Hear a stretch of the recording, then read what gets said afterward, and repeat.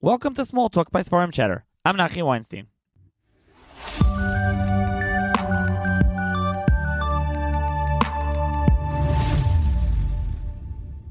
On this episode of Small Talk, I'm going to be joined by Baruch Kaufman, who's a Rav in Maple Shade Tom's River, also Resh Chabur and BMG, is Machaber of Sfarim, including the Sefer Ari Goyim, which Moshe Baruch was on the podcast previously. And this time we'll be discussing the newly published Sefer Ari Lazer, which was put out Lazer Portnoy of the Mir. And so the connection, Moshe Baruch's connection is that he's a grandson-in-law of Lazer Portnoy, so we'll be discussing this Sefer. So thank you, Moshe Baruch, for joining me once again. Okay, so let's start off. What can you tell the listeners about this Sefer Ari Lazer? Okay, so last year was the 50th yahrzeit of my wife's Lazer Portnoy, and I had always read things that he was involved in the Hatzalah, the Mir Yeshiva, but really didn't know anything about him. And I asked those in the family, and they also said the same thing, but no one really knew too much about him. His name doesn't come up, and the fact that he was nifter 50 years ago, at that time, from the mishpacha, the Einiklach, they never even met him. They never knew who he was. So I first sort of started as a project for the family, just to hear the Mir story and his involvement. I also had found, we always like the Divrei Torah as the Zikaron of a person, and he had wrote Shtiklach Torah in quite a few kaitzim, with the Brisker Lomdus, the Derech, with the Miyashev Rambam, and Kodshim. And I found here and there, and then it sort of mushroomed into a whole sefer with so many different halakim. Yeah, we're going to get into that because it's a fascinating sefer because you have Torah from him, Torah from many different Gedolim associated with him, has Spadim on him, Torah from the family, and then you have history, you have some English section, Hebrew section about the Mir, documents, color pictures. So it's a real collection of many different things, a fascinating and sefer. And for those interested especially in the Mir, I think there's a real interest more than anything. So let's actually at least start off. You mentioned the Lazer Portnoy. You mentioned he's not so well known, so listeners are listening, who is this? So I think we should at least tell in brief his biography for the listeners to understand, and then we'll talk more about the sefer. Okay, so just interesting that you mentioned, I think there's something in the sefer for everybody, and it actually was going to come out last year. It was the 50th yahrzeit, and then we got stuck. Things always run late, and it turned out that there was an opportunity. Now his 51st yahrzeit's coming up in the beginning of Tammuz, but it was an opportunity to find more Spadim. We got tapes, we got things transcribed, we have more documents, more pictures, and also I added from going back in the mishpacha, we actually put in a family tree that the Portnoys come from the Belitsky mishpacha back to the Shapiro, famous label Shapiro, Kovner, and so there's some shtiklach, there's sort of samples of Sfarim of Nosson Shapiro, the famous Nosson Shapiro, Imre Shefer. His sefer was never republished. There's the Magen Aleph. So there's a lot of different Haisafas that we added. But just in short about Lazer's life, Lazer was born 1907, and by the time the war came, he was already from the older Bachrim. He was, I would say, the right-hand man with Reb Leib Malin. Of course, he was already almost in his mid-30s at the time of the story of the Hatzalah, the Mir Yeshiva. After that, he actually ended up in Montreal. It's an interesting thing. People talk about Shanghai during the war. He was actually in Shanghai for 6 weeks. He was Oizedat Sala. People mix up Shanghai with Kobe. He was in Kobe for 9 months. That's where originally went. Kobe's in Japan. And then they got moved to Shanghai in China. And that was about Elul time. And he left right before Yom Kippur with Reb Zelig Epstein, with Noach Yitzchak Bornstein, others were on that boat, and we'll talk about that later. And the Spring, they ended up in Montreal, and he was in Merkaz HaTorah. He was a Ram over there, and then eventually came to America, to New York, and he was in Brownsville and then Sheepshead Bay until Ad Yom Moshe, 51 years ago. So he was in the Rabbanis, and he still kept his kasher with the Talmud, with the Beis Talmud and the others Chaverim. So as you mentioned, you have a few simanim from him. There's 5 simanim. You have a Hesped of David Kronglass in here as well. The Torah from him, you said he wrote in a couple of different places. Is that the Torah that we have? It's like a limited amount of Torah that we have written from him? Yeah, so it's pretty much, most of them were already printed. He printed in all different journals, but it starts from when he was still in the Mir in 1935. And later, Shtiklach Hirom Mechias Amalek, that was actually a Kovetz Lazer brought, found for me. I couldn't even locate it. And there was actually Hatvuna Gimel was supposed to come out, and it didn't. So one of them was actually from that. Yeah, and what's nice is those shtickle Torahs, like the Mechias Amalek, you at the bottom of the shtickle, Nitfas Bekoivitz, Ara Mizrach, B'shat Tov Shin Chav Ches. So you write where it was published so people can see where the Torah came from. Okay, so we can get back more when we get to the history section. I think we should move through the Sefer in order, and then we'll return to that. So you have, as I mentioned, after the Kuntrus Or Eliezer, the Torah of Rabbi Lazer Portnoy, you have Ara Yeshiva, Terasin Shor Rabbanim Hagoinim Chavrei Hagoinim Rabbi Lazer Portnoy. So you have his friends. So you have a shtickle from Rabbi Epstein, Rabbi Levi Krupenya, Rabbi Tzala, Leib Tenenbaum, Rabbi Yitzchak Bornstein, again, names you mentioned, Rabbi Chaim Vesaker, Rabbi Yosef Steinberg, Rabbi Shmuel Lichtiger, Rabbi Yitzchak, and Rabbi David Stolman. So you have a bunch of pieces there. Then, and I'll let you talk more about this in a second. I just want to at least mention for listening. You have Orez Akanim. So Tayrasan Shema Oire Hadar Zikne Meshpacha Shapira Beletsky Portnoy. As you mentioned, you already mentioned this. And by the way, I should say it's very nice in the back that you have the family tree. It's nice when you have a tree that the reader can check that. So you have a piece of Sefer Imrei Shefer and Pirush Rashi Al Torah, Sefer Elef Hamogin and Tor Shulchan Aruch, and Sefer Ginas Chemed Jush Chav Dalet. So those are just selections that you pulled out. You're not printing the whole Sefer. Right. So these from were never reprinted. Actually, this Ginas Bison, which is the Belitsky of Tanchem Gershon, but the Ginas Chemed was his drushes. So I took one drusha, interesting drusha, and he says when he said it, Elef Hamogin was never really reprinted, and the Meshefer is a classic on Rashi. Mefarshim on Rashi bring it. And then you have Ara Mishpacha, so you have some Torah of the Bnei Mishpacha, but I guess let's pause for half a second, actually. Before we get to Ara Mishpacha, anything you want to add more on the Ara Yeshiva from his Chaverim, Ara Zakanim on the family's Torah? So there are a lot of Chaverim he had in Yeshiva through it, obviously from the Mir, but much of that has been printed or reprinted already. So I was trying to take pieces for Sefer Zikaron of things that were actually not reprinted. Some of these were Ramim together with him in Merkaz HaTorah, others were from Mir Yeshiva, others were just who he grew up with. He was actually first in Kobrin and from Brisk. So it's just a collection of different things that were not reprinted. Then you have the Torah of the Mishpachos. You have Ramosha Aryeh Schwartz, Rabshal Arieli, Ramosha Baruch Kaufman, and we're going to get to your article in a minute. And you have Aaron Arieli, and you have Rabbi Lazer Portnoy currently, so not named after. Right. So you have that, and then you have. So we'll get back to that. Rabshal Arieli is an Edom, is Rabbi Lazer Portnoy's Edom, and he's the Einakol of his cousin with Rav Arieli, of course, and Einakol of Inaim Mishpat. Yitzchak Arieli, and this is his son Aaron. And Moshe Ari Schwartz was also Rav in the Bronx, and was a shvager. It's actually a shir that he wrote from Moshe Shatzkis. So it's from his notes that was never reprinted either.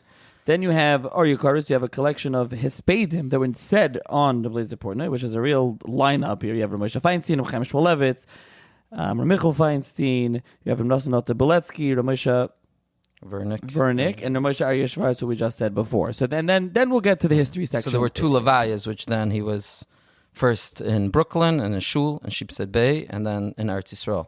Your article. Let's discuss your article for a minute before we turn to the history section, which I think a lot of people. Just what's interesting about a Sefer Zikaron. I've done some episodes on a Sefer Zikaron, and a Sefer Zikaron is a wide-ranging. So there's usually some sort of common thread, and the common thread that you have here is Rabbi Lazer Portnoy and Mir and that kind of thing. So you have Torah, and you have Torah from some names recognizable, some names not so recognizable. You printed some Torah from Sfarim, from the family. You have some contemporary articles, and then you have Espedim and you have history. So really, like you said, there's something for everyone in that sense here, and the history is quite nice, which we'll get to. I think a lot of people are interested in history.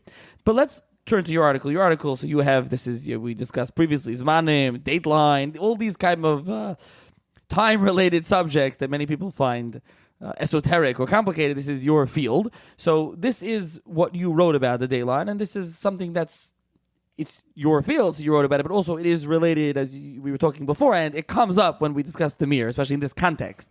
So it's funny, many years when people ask me shilas about the Dateline, I said, why are you asking me? So they say, well, Zmanim, see most of the Dateline. So obviously everyone feels that it's connected. So I also learned the Dayline. I went through there's a lot of svarim on it. But then when I went into the Sefer, this parsha, I was just amazed at first of all, you can't separate the whole Mir story from the Dateline. Any Sefer, and there's a lot printed on the whole Mir Shanghai, I mentioned Shanghai, there was no dateline issue. By the way, just put that out. Shanghai is in China. China, there's no dateline issue. The dateline issue was before that in Kobe, Japan. First, they started in Japan. They were there about half a year to a year. And over there, they had the dateline Shiloh. And Zmanim is everything. Why is Zmanim everything? Because you know how much we could find from dates of letters or different things written. People mix up. If you're Lamalam and Azman, you're talking about two different kufas. So there was one time period where they were keeping Shabbos actually one day. And then 6 months later, when the Chazon Ish's telegram came, they switched. So it's a fascinating thing. It's imagine you're keeping Shabbos one day for 6 months, and then the next Shabbos, you switch the day. That's a fascinating thing. Now, there are different people. So there's stories about Yom Kippur has actually basically nothing to do with the Mir Yeshiva. People talk about Yom Kippur. That was most of the Mir Yeshiva left, Kamat, all of them left before Yom Kippur. People don't realize it was the rest of the people there. And once we mentioned that, it's also Kedai, I'm sure people know this, that it wasn't just the Mir that was in this whole story with the Hatzalah. We focused on the Yeshivas Mir. There were other Yidden there, and there was also even other people that came to Shanghai from Germany and Vienna. If you know that, they call them the Chinese Sugihara. There were a lot of people, so we're just focused on this point of it, the dateline. But it always fascinates me, same thing with Zman and Rabbeinu Tam, like how do you have one person holds its Friday, one person holds its Shabbos. And I actually bring a story in one of the footnotes that I heard from the Chanai Fishman. That he said that Tisha B'Av that year was Motzei Shabbos, which happens a lot, and that was like during the whole tumult. And she went to the yeshiva. They said, what is it? They said one bacher was sitting on the floor learning Eicha, and the other one was making Kiddush. That's a true story. So it wasn't clear.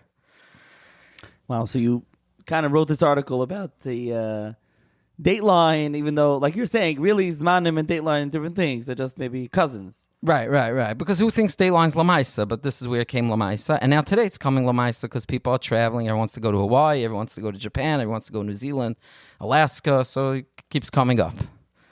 Okay, let's turn to the history section. I think many people will find that quite interesting. So you start off, you have the Toldos of Lazer Portnoy. You have pictures, you have color pictures. I think also what's interesting, you have the list of the yeshiva. And what you did nice also is that you oftentimes the listeners and readers, when they're who are reading this as far and probably seen like lists, and you see like a list of people's names, whatever it is, you don't know, okay, who am I looking for? So you highlight it in yellow highlight, and you put in the yellow, which is quite nice because you can actually see right away, okay, there's his name, and then you can read the document and all different documents, pictures, and articles. So his history, his story, which you tell here at length in the Sefer, how did you compile that? Okay, so first you hear from the family. Everyone has their nusach, and Chas v'Shalom, sometimes it's elu ve'elu, divrei kim chayim, but everyone has their focus in the story. It's like I give the mashal of someone, a building, a shul builds a building, right? So who built the building? So there's people who raised money. There's people who actually put the bricks there, right? There's so many halakim. So who is the Tzala? Everyone wants to give like one person who is the Isaac and the Tzala. People give credit to this one and that one, but you realize there's a lot of moving parts. Obviously, the focus over here is in the backdrop of Rabbi Lazer Portnoy, but I was trying to give the story as much, with as much research as I could. And to me, as from a ben yeshiva, you always want to understand pshat and a machlokes, right? So you understand what was the machlokes, what was the shiloh to leave, to stay, right? What was going on? And always hindsight's 20/20, of course. But what were some of the things? And there were steers. I would read in one book or one sefer one way, and then a different sefer a different way. And then I realized, mar mechad v'loy pligi. There are different parts. So just give just simple mashal. We talk about getting visas, right? We always like to simplify for people. Getting visas. There were many parts to the getting the visas. What do I mean? There's number one is first of all getting passports. Number two is getting exit visas out of Russia. You can just leave Russia. You need an exit visa. And then there was getting the visas to the new place, which was this whole spiel, these island in Curacao, right? This place they were allegedly going to. And Japan was a sort of a transit visa. That we're on the way to this place, which no one would have gotten into, but we stopping in Japan for, 10 days and 20 days, and then they extended that visa, and the 10 days still turned into 8 months until finally the Japanese moved them to Shanghai. But Rabbi Lazer's Portnoy's main ASIC was making the connections. He was that type of person that originally he was actually sent by the Yeshiva, Rabbi Lazer. He was sent to Kaufman, that's where the place was, as a meet the diplomats. He had a way to talk to them. He was to make the kesher, and then he went back. He went back on other trips, and each one was doing things. So famous for Moshe Zupnik was doing one, and it was kind of all. Rabbi Malin was sort of the main one, the Arisha B'Chabura, who was running it, and of course he gets the credit as the Arisha B'Chabura running this whole mahalach. But the making the being on the one on the ground and the one doing the meetings and the different things was Lazer Portnoy. By the way, I don't know if you mentioned that he's from Brisk. So we're talking about a mirror, but he's asking a Brisker. Right. That's right. Okay, it's important to know. They called him Lazer Brisker because they used to call Shem Mekaymai. As you star in Brisk, and it's interesting, all his Torah is like Miyashiv Rambams and Kodshim, a lot of it. So he definitely there was a point, according to some versions, he was by the Briskerov, but they used to jump around yeshivas. They would. He was in Kobrin, that's when he was with Rabbi Aaron Leib, then he came to the Mir. He may have been back in Brisk at a certain point, so we don't know exactly the full history there. He was very from the Hasidim with Rabbi Bruchim, of course, with the Mashgiach, as well as others. I just also want to point out, because we look at context today, and we think, the Bachrim, they were arguing with the Anhola, right?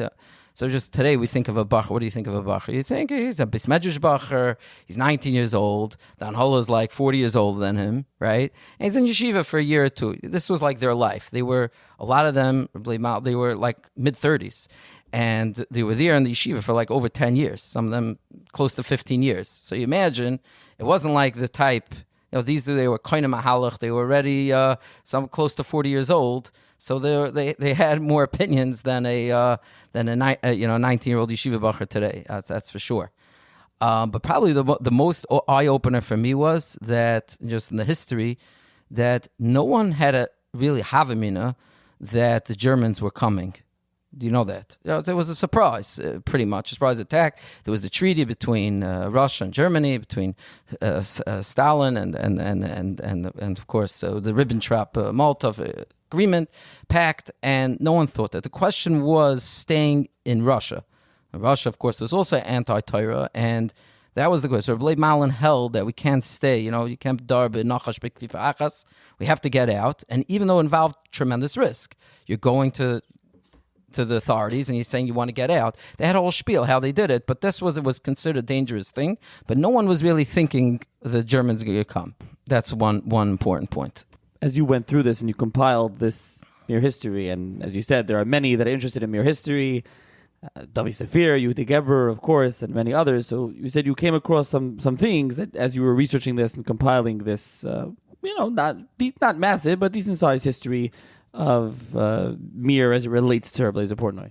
Yeah, so sometimes you see different perspectives. We call the more historical, the more scholarly type of perspective, and then there's the more B'nai Torah Yeshiva perspective. So, like I was mentioning, understanding Pshat Machloikis, understanding why people did certain things, and I mentioned that no one really had a cholim that the Nazis were coming. It was more about the question of staying under Russian rule, under Russian authority. But there were other examples that actually put Reb Lazer out of the rest of the group. That I mentioned that he was in Shanghai for 6 weeks, and he got out on this famous boat, which I give a lot of history about that. There were a bunch of Chabad in Montreal started, a bunch of Chabadskas were they started the time of Tamimim over there. Rav Hirschsprung, the Chofetz Chaim's Almana, right, was on that boat. So we have pictures actually of all the passengers, and there's a whole letters over there. And actually, one of the historians is very critical of why didn't the Mir Yeshiva take this boat, because they had visas to Canada. There were 80 visas, and then 50. They had 51 spots. The numbers kept changing, and there's a letter from Blay Mount, Rav Kalmanovich. It's a whole story, but again, here in hindsight, and I heard 3-4 different pshatim, and they're probably all true, was if you think about it, there's this one boat. No one thinks Pearl Harbor is happening. So again, the same thing. You look, hindsight's 2020. You don't think Pearl Harbor. These yeshiva baruchim are supposed to know. So they see a boat going every month. So they should leave 2 days before Yom Kippur, right? They're going to be on a boat over Yom Kippur. There's a shayla about fasting.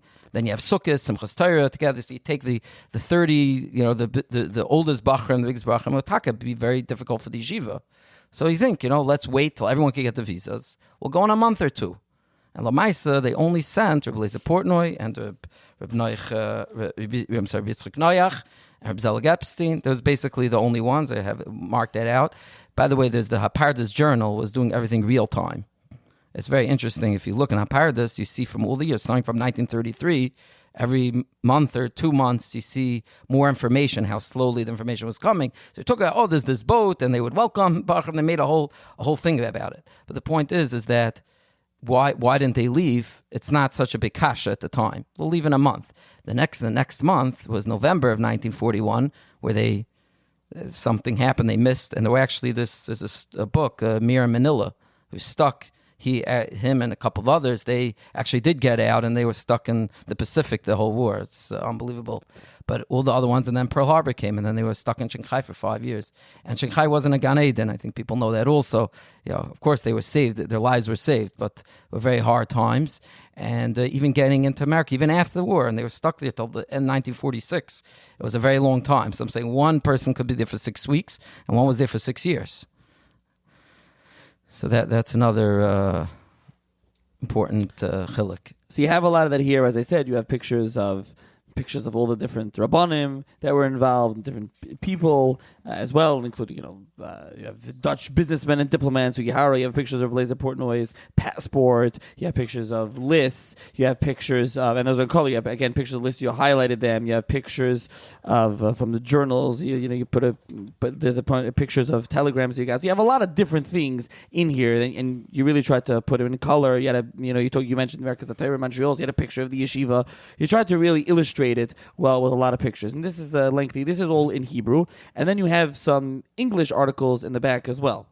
Yeah, so because sometimes also with the Hebrew, especially reading history, even people can read a shtickle Torah or a pshat and a Rashi in Hebrew, but they have harder time with reading history.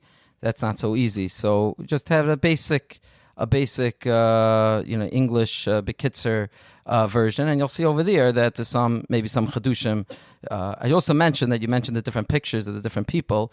As another example, everyone knows about Sugihara, and of course Sugihara deserves a lot of kavod, but he sort of became like the icon. But there were these others that you needed them also. Sugihara, like I mentioned, that was the transit visa to Japan, but you need that Dutch person. You needed other people who were involved. There were 2 people, Dutch people, you read over there. And of course the money chelik, right? There were those that the Russians, some say, and it's written in the article, that why they let this, obviously it was Nissan, but they were making a lot of money. They needed the money, and every American dollars for each Talmud, each person was something they wanted. Also, by the English, you have a Sun Reflects. You have a small essay by Reb Tanchum Portnoy. His son also has, I think, something else in the beginning as well. And then you have also a tribute to your father-in-law, Reb Moshe Portnoy. Yeah, okay. So, actually, if not for my uncle, the Sefer would have stopped the middle, because when the project started I thought of a small little kuntris. That was my hasaga.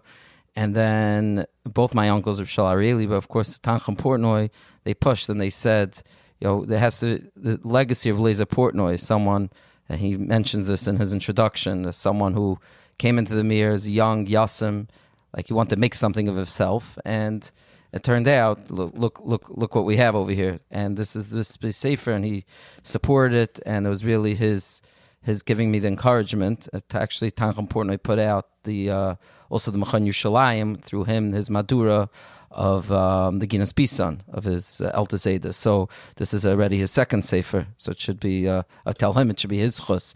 And we want to put something in for my Shver, who's of course the oldest son of Lazer Portnoy, and he's a Rav himself. Over 30 years, he followed in his father's footsteps, and he He was definitely used to say over some of the stories, but he was also nifter over 20 years ago, so we didn't hear that much. But he was, wanted to continue that Messiah, and my shver used to say in the family, they say actually that one of the big Gedolei Yisrael who met Lazer Portnoy on one of his train trips going to Kaufman, and he knew what he was doing, and he gave him a ganze Musar shmooze that how could you go against the other Gedolei Yisrael saying to stay.